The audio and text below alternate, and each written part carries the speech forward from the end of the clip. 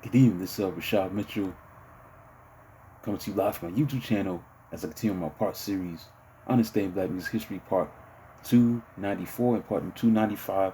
I'll be talking about the moments and events that took place on January 20th and January 21st, respectively. Let's get into it. January 20th, 1951, the number one R&B song was Bad Bad Whiskey by Amos Milburn and his Aladdin Chicken Shackers. January 20th, 1889. January 20th, known as the King of the 12 String, blues legend Leadbelly was born in Sport, Louisiana. One explanation for his name was that he had a load of buckshot in his stomach from one of his numerous fights.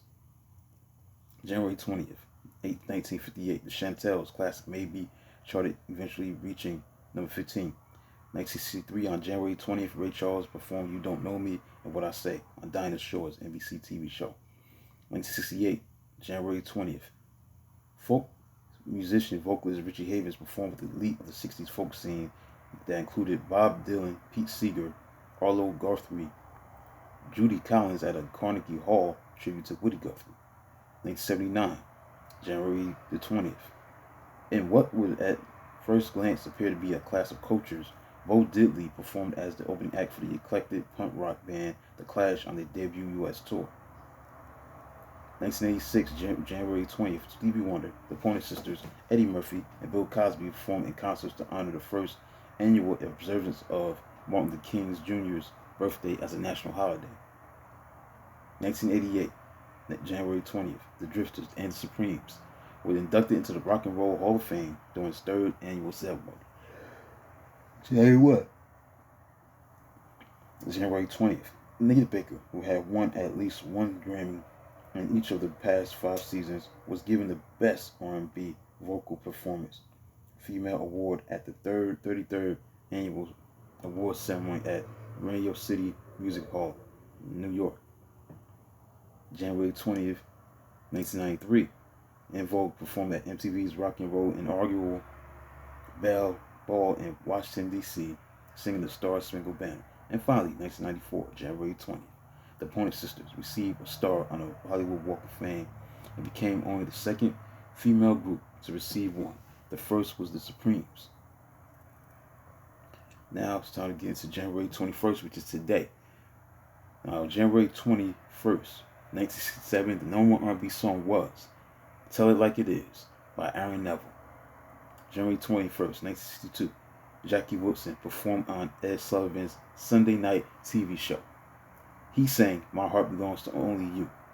1982, B.B. King. On January 21st, 1982, B.B. King made a donation of his record collection, including more than 7,000 rare blues discs, to the University of Mississippi Center for the Study of Southern Culture. January 21st, 1984, legendary vocalist Jackie Wilson died in Mount Holly, New Jersey, after an 8-year coma that was brought on by a heart attack while on stage on September 25th, 1975. He was singing Lonely Teardrops, and at the time, attending the funeral were numerous stars like the Spinners, Berry Gordy Jr., the Four Tops. Mr. Excitement was only 49 years old. 1987, January 21st, Aretha Franklin was inducted to the Rock and Roll Hall of Fame by Rolling Stones member Keith Richards during the second annual awards presentation in New York City. At the enshrined were also the people that were enshrined was Bo Diddley, the Coasters, B.B. King, Smokey Robinson, Jackie Wilson, Marvin Gaye, and Clyde McPhatter of the Drifters. The latter three were posthumously inducted. McPhatter was enshrined by another Drifters lead singing great Benny King. Wilson was inducted exactly 3 years after he died. 1989, June 21st, Bobby Brown reached the top of the pop album charts with Don't Be Cruel, which was a collection that would hang around the top 200 for 97 weeks. The album became an international hit, going on to number 3 in England. 1989, January 21st, Willie Dixon and Bo Diddley, among others, performed at a celebration for young Americans at President Bush inauguration in Washington, D.C. Bo Diddley stated humbly, I thank you in advance for the great round of applause I am about to get. Finally, 1997, January 21st. Jimi Hendrix was honored in his hometown, Seattle, 27 years after he died, with a statue on the corner of Pine and Broadway. So that concludes a look at moments and events of the moments that took place on January 21st and the 20th of January. This is part 294 and 295 of Understanding Black Music History. Do video smack to tomorrow. Until then, like and subscribe and comment on the channel. Until then, talk to you soon.